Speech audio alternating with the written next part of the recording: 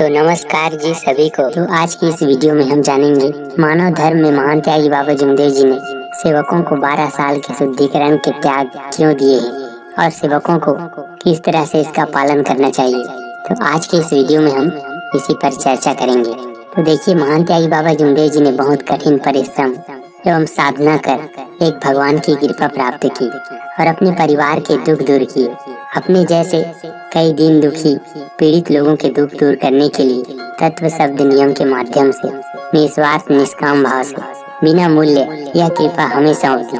बाबा ने जिस तरह के कार्य किए थे उसी तरह के कार्य कर एवं नियमों का पालन कर हमें अपना सुखी जीवन जीने की सीख दी है।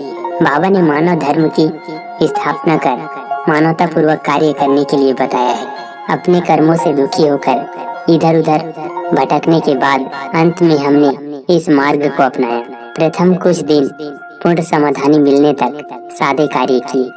सादे कार्य में भगवत कृपा से हमारे दुख दूर हुए एवं इस कृपा से अपना जीवन किस तरह सुखी बना सकते हैं इसका अनुभव मिला। ऐसे महानतम कृपा को अपने परिवार में अपने जीवन भर के लिए कायम करने के लिए एवं अपने संकल्प को पूरा करने के लिए त्याग क्या होता है एवं उसमें किन किन बातों का विशेष ध्यान रखकर कार्य किए जाते हैं, इसकी जानकारी एवं अनुभव के लिए हमें 41 दिन के त्याग कार्य करना अनिवार्य है। तभी हम सही अर्थों में भगवत कृपा को अपने जीवन में कायम कर सकते हैं। हालांकि यह त्याग के कार्य परिवार में रहकर संपन्न करना कोई साधारण बात नहीं है, फिर भी हमें अपने आप पर, अपने दिलो दिमाग पर नियंत्रण एवं संयम रखकर यह कार्य पूर्ण करने होते हैं। जिनका त्याग सफल हुआ उनका जीवन सफल हुआ। आज के इस विषय अंतर्गत प्रत्येक 12 साल में शुद्धिकरण के लिए त्यागी सेवकों को 41 दिन के कार्य करने का आदेश बाबा ने दिया है। जिस तरह प्रत्येक 12 साल में इस देश में महाकुंभ का आयोजन होता है, उसी प्रकार हमारे इस मानव धर्म में 12 साल बाद शुद्धिकरण हेतु त्याग के कार्य किसी महाकुंभ से कम नहीं है। 12 साल में शुद्धिकरण के कार्य करना, इसका तात्पर्य हमने प्रथम जिस समय त्याग का हवन कार्य किया है वहाँ से 12 साल नहीं है।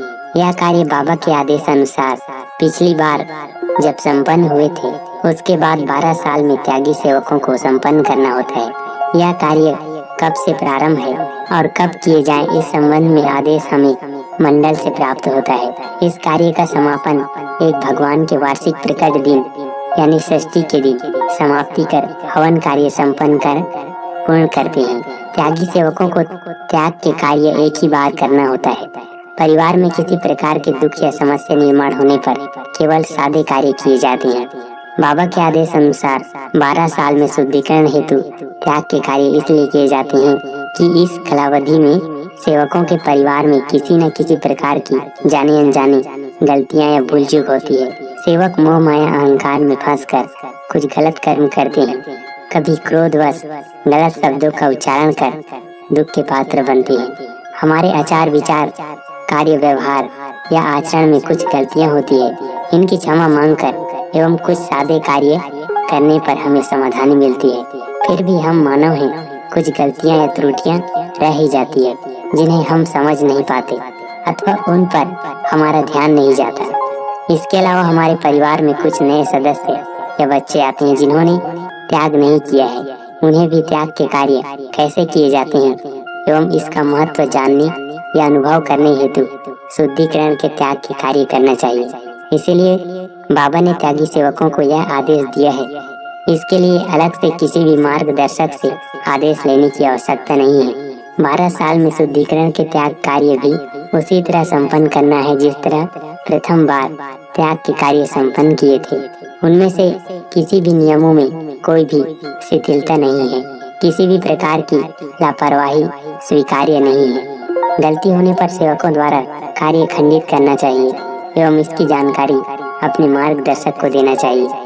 शुद्धिकरण हेतु 41 दिन के त्याग कार्य किए जाते हैं। 11 अथवा 21 दिन के कार्य नहीं किए जाते। यह त्याग के कार्य जिन्हें संभव है ऐसे सभी त्यागी सेवकों को करना चाहिए।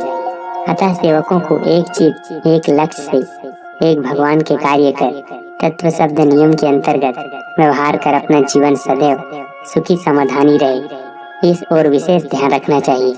एवं बाबा के आदेशों का नियमित रूप से पालन करना चाहिए।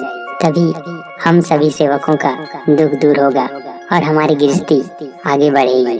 तो आशा करता हूँ आप सभी सेवक सेविका समझ गए होंगे कि बाबा जुमदेव जी ने 12 साल के शुद्धिकरण के त्याग क्यों दिए हैं। तो इस वीडियो में बस इतना ही।